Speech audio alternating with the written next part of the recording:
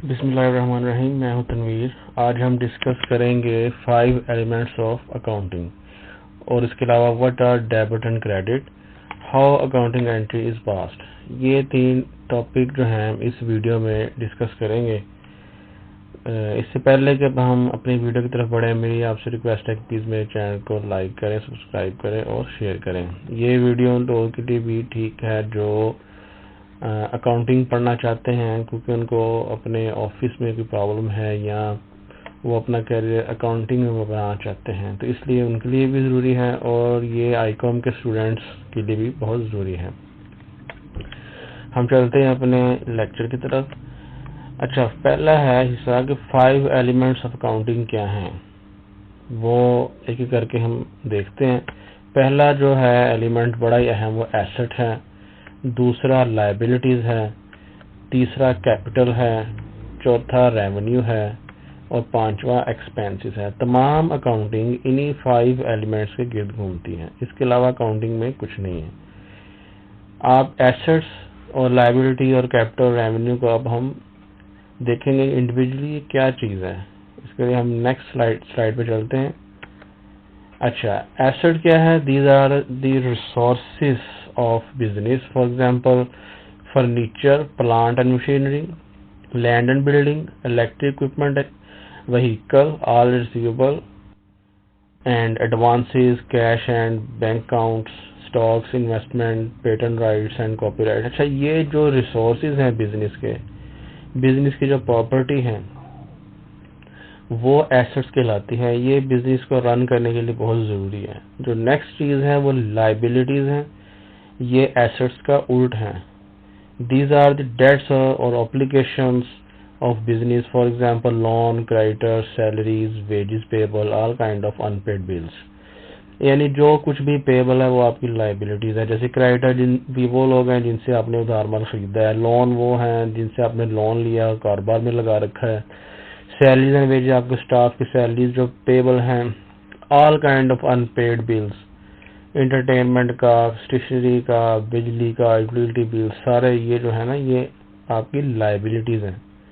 जबकि ऊपर आप एसेट्स में अगर दोबारा देखें तो आपकी प्रॉपर्टी के नाम बताए गए हैं जो कि आपको स्टेबल रहने में हेल्प करते हैं, जैसे furniture, plant and machinery, advances वगैरह। अब हम नेक्स्ट स्लाइड देखते हैं। इसमें देखें कैपिटल, ये असल में ऑनर्स कैपिटल है, यानी ऑनर्स जो सरमाया बिजनेस को देता है, ये वो चीज है। इसकी ये भी लायबिलिटी नेचर का होता है, लेकिन इसको सेपरेट मेंशन किया गया है। इसकी भी एक वजह है। इसमें क्या चीज है? Resources that an owner of business invest in shape of cash, land, building, furniture, equipment और एनी अदर काइंड, यानी किसी भी शक्ल में जो चीज ऑनर जो लाता है अपने कारोबार को डेवलप करने के लिए, वो कैपिटल कहलाता है। ये भी लायबिलिटी है। लेकिन जो पीछे हम लायबिलिटी डिस्कस कर चुके हैं, ये असल में एक्सटर्नल लायबिलिटी कैटेगरी में आता है, यानी कि बाहर से जो लायबिलिटी जनरेट हुई है, जो हमने बाहर के लोगों को पैसे देने हैं। जबकि ये मालिक को यानी ऑनर्स की जो लायबिलिटी है बिजनेस के ऊपर, ये वो है, इसलिए इसको सेपरेट मेंशन हमेशा किया जाता है। जो रेवेन्यू है ये हमारी इनकम है। ये क्या चीज है? If a businessman sells goods और services, prices he charges against these goods और सर्विसेज इज कॉल्ड इनकम। यानी वो जो कुछ भी सेल करता है उसके अगेंस्ट जो उसे आमदनी या इनकम होती है वो रेवेन्यू कहलाता है। अच्छा, एक्सपेंसेस क्या है? Whatever we pay to generate revenue is called expenses. हम जो कुछ भी पे करते हैं बिजनेस को चलाने के लिए वो एक्सपेंसेस है। For example payments to supplier, salaries and wages, utility bills, taxes and depreciations.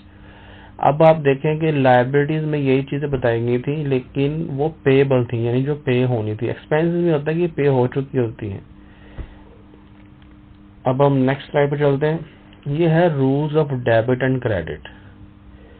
अच्छा, मेन चीज ये है अकाउंटिंग में, ये 5 एलिमेंट्स और इनके ये रूल्स, ये आपने समझ के इसको याद कर लेना है। अब देखिए, जो एसेट्स हैं और एक्सपेंसेस है, इनकी नेचर डेबिट नेचर की है, यानी जब ये होते हैं, जब इनकी एंट्री की जाती है, जब ये इंक्रीज होते हैं तो ये डेबिट होते हैं। ये देखिए red red sign, red colour में सॉरी। जबकि अगर ये कम हो, किसी वजह से आपको एंट्री रिवर्स करना पड़े, तो ये क्रेडिट किए जाएंगे।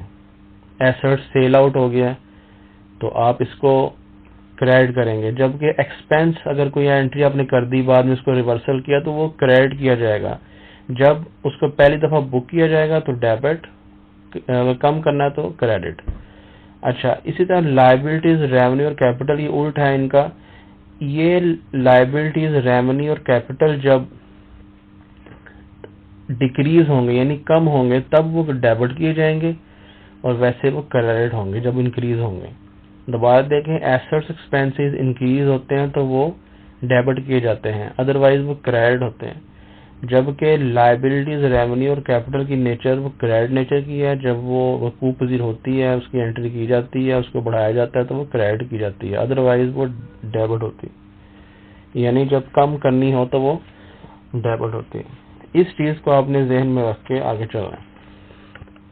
अच्छा, एक बड़ी अहम चीज जो आपने याद रखनी है, ये चीज उन लोगों के लिए जो आईकॉम कर रहे हैं, जो स्टूडेंट हैं, वो लोग जो वैसे ही काउंटिंग पढ़ना चाह रहे हैं, उनके लिए इतनी जरूरी नहीं है, क्योंकि प्रैक्टिकल लाइफ में ये चीज इतनी मैटर नहीं करती। लेकिन एग्जाम में या किताब में जो क्वेश्चन होता है उसमें इस तरह की चीजें जो है बहुत मैटर करती हैं। इसको पढ़ते हैं, क्या चीज है, how to decide that transaction is on cash और क्रेडिट। यानी एक ट्रांजैक्शन हुई है, एक लेन देन हुआ है, वो क्रेडिट था कि कैश था। वो कौन से वर्ड्स हैं जो ट्रांजैक्शन की इबारत में लिखे होंगे तो पता चलेगा कि ये क्रेडिट है और या कैश पे है। देखें, पहले देखें, the word cash is mentioned in the transaction. For example, furniture purchased for cash ₹5,000 from mister x. यानी देखें, वर्ड कैश उस ट्रांजैक्शन की इबारत में, उसकी वर्डिंग में शामिल होगा। एग्जांपल देखें, furniture purchased for cash ₹5,000 from mister x. Mister x से 5,000 रुपए का फर्नीचर खरीदा। इसमें फर्नीचर को डेबिट कर देंगे और कैश क्रेडिट कर देंगे। क्यों करेंगे, आगे एग्जांपल्स में देखते हैं अगली स्लाइड में। द नेम ऑफ सेलर और buyer is not mention in the transaction. For example, goods sold for ₹5,000। अच्छा, इसमें देखें दूसरे पॉइंट में कि उसमें लिखा है कि बायर और सेलर का नाम भी नहीं होता, और फिर उसमें लफ्ज कैश भी नहीं है। देखें, गुड्स सोल्ड फॉर ₹4,000, मतलब अब हमने एंट्री करनी, तो ये तो पता ही नहीं कि किसको बेची है, तो इट्स मीन कि ये कैश की एंट्री है। ऊपर देखें, ऊपर वो कह रहा है कि जो ट्रांजैक्शन है उसके अंदर वर्ड कैश होता है। देखें, इसमें furniture purchase for cash ₹5,000 from mister x. इसमें उस पार्टी का नाम भी है, उस सप्लायर का नाम भी है, और कैश वर्ड भी है। तो कैश जो है वो ज्यादा वैल्यू रखेगा, तो हम इसको कैश की ट्रांजैक्शन सवर करेंगे। जबकि दूसरा पॉइंट भी यही है, लेकिन उसमें दोनों ही नहीं है, कैश भी नहीं है और सप्लायर का नाम भी नहीं है। देखें, गुड्स सोल्ड फॉर ₹4,000, 4,000 की जो गुड्स जो हैं वो बेची गई हैं। किसको बेची गई हैं कुछ नहीं पता, तो ये कैश की हैं। अगर तो हम वो क्रेडिट बेचेंगे, क्रेडिट पे, तो फिर यकीनन उस पार्टी का नाम मेंशन होगा। अगला पॉइंट देखें, transaction is considered as credit transaction if. ये क्रेडिट ट्रांजैक्शन से रिलेटेड दो पॉइंट्स हैं। ये क्रेडिट ट्रांजैक्शन कंसीडर की जाएगी जब द वर्ड ऑन क्रेडिट और on account are mentioned in the transaction. For example, goods purchase from mister A for ₹3,000 on credit. यानी उसने कहा कि ऑन क्रेडिट का लफ्ज और ऑन अकाउंट का लफ्ज जो ट्रांजैक्शन की इबारत है ना, उसमें लिखा होगा। ये देखें, इसके आखिर में लिखा हो on credit, goods purchase from mister A for ₹3,000 on credit. ये 3,000 का माल मिस्टर ए से खरीदा है उधार पे, तो इसका साफ पता चल रहा है। अगला पॉइंट देखें, the word on cash is not mentioned in the transaction and name of buyer or seller is mentioned in the transaction. For example, bought goods from Mr. Y of ₹7,000। अब इसमें लिखा है कि Y से माल खरीदा है 7,000 का।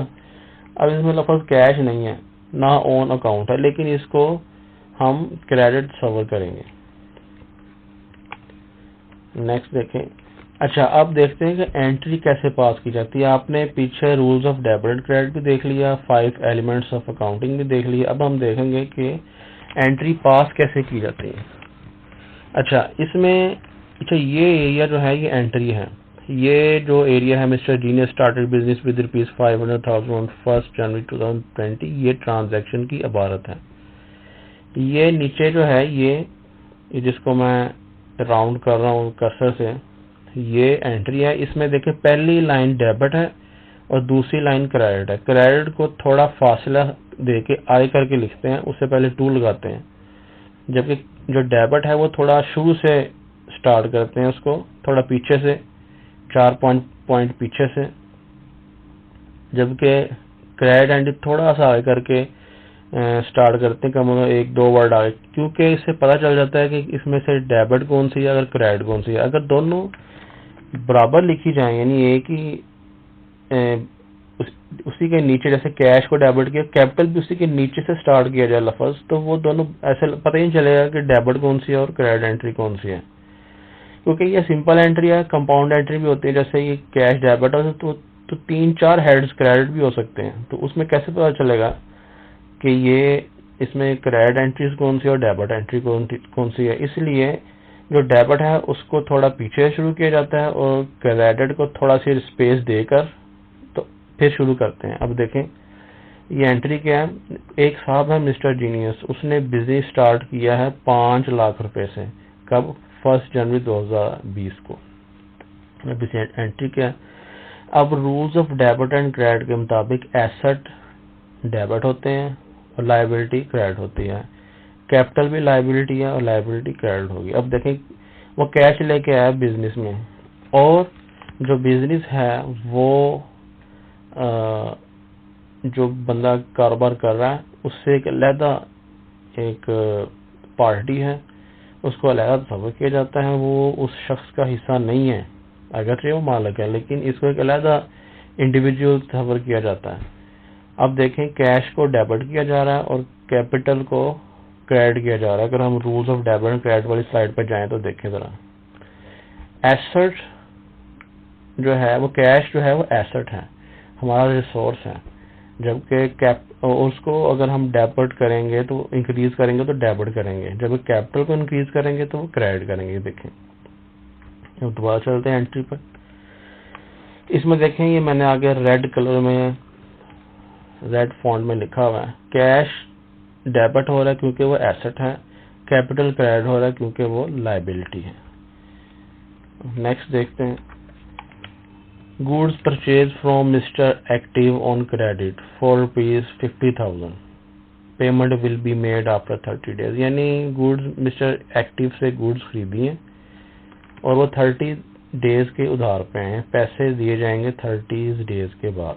अच्छा, अब देखिए एंट्री का बनी परचेज अकाउंट डेबिट और मिस्टर एक्टिव अकाउंट क्रेडिट। अच्छा, परचेज को डेबिट इसलिए किया है, हर वो चीज जो आपने रीसेल करने के लिए बेचनी है, यानी कोई रॉ मटेरियल खरीदा है उसको मैन्युफैक्चरिंग करके आके बेचना है, या कोई भी चीज कोई फिनिश गुड खरीदी है जो आपने बेचनी है, जैसे एक बॉडी स्प्रे है, आपकी शॉप है, आपने होलसेल मार्केट से खरीदा और आगे आप रिटेल में बेचेंगे, तो वो सारी चीजें जो रीसेल करने के लिए खरीद रहे हैं उसको परचेज से डेबिट करते हैं, उसमें परचेज अकाउंट को डेबिट करते हैं। जैसे आप 10 आइटम बेचते हैं जिसमें परफ्यूम भी शामिल है, जिसमें एक फेस क्रीम भी शामिल है, जिसमें क्या कह सकते हैं कोई भी चीज, जैसे कोई मेकअप की कोई चीज शामिल है, तो purchase of body spray, purchase of cream, purchase of XYZ, इस तरह हम डेबिट करते जाएंगे। प्रोडक्ट के नाम से पहले लफ्ज परचेज आएगा। अब इसमें एक कोई चीज मेंशन नहीं है तो हम खाली परचेज ही लिख देंगे, परचेज अकाउंट डेबिट। क्यों? क्योंकि ये एक्सपेंस है और एक्सपेंस जब डेबिट होते हैं तो जब इंक्रीज होते हैं तो डेबिट किए जाते हैं। और to mister active account credit, क्योंकि इसको कैश नहीं दिया तो अब हमने उसको लायबिलिटी कंसीडर करते हुए क्रेडिट कर लिया है, यानी पेएबल बना लिया है। ये जो स्लाइड है ये मैं डिस्क्रिप्शन में इसका लिंक दे दूंगा, ये PDF फॉर्म में आप डाउनलोड करके देख लीजिएगा। अब नेक्स्ट स्लाइड देखते हैं, मशीनरी परचेज फॉर ₹80,000। जो मशीन है वो हमने खरीदी है 80,000 की, इसमें देखिए हमने परचेज अकाउंट को डेबिट नहीं किया, मशीनरी अकाउंट को डेबिट किया, क्योंकि हमने ये इस्तेमाल के लिए खरीदी है, तो ये रीसेल के लिए नहीं है। हमारा ये एसेट है, एसेट को डेबिट करेंगे। और कैसे खरीदी है, इसमें उस पार्टी का नाम नहीं है जिससे खरीदी है, इसका मतलब ये कैश है, कैश पे खरीदी गई है। तो हमने कैश को क्रेडिट किया, यानी एक एसेट डेबिट, दूसरा एसेट क्रेडिट, यानी एक एसेट देकर हमने दूसरा एसेट खरीद लिया। उम्मीद है कि आपको ये समझ आ गई होगी। इसे मैं आपसे रिक्वेस्ट करता हूँ कि मेरे चैनल को लाइक करें, सब्सक्राइब करें और शेयर करें।